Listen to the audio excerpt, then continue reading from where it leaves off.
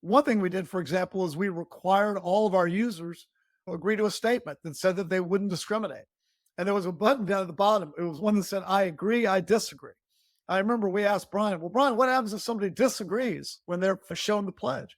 And Brian said, well, they're gone. Is it gone? He said, yeah, they're off the platform.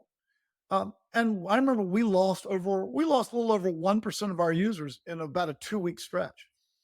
And there were some obviously, short-term financial implications, but in the long run, I think the respect that we gained from employees, from users, from regulators, it really, I think, supported the brand, made the brand even stronger. And I'm convinced that the company's even more financially successful today because they took a stand on something that was core to their mission.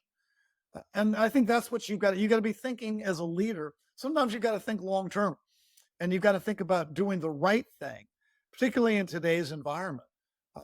Doing the right thing and believing that it will ultimately pay off for you. And I think it often does. There's a lot of data, George, that shows that companies that are ethical by a number of objective standards, they actually outperform their peers and they outperform the stock market.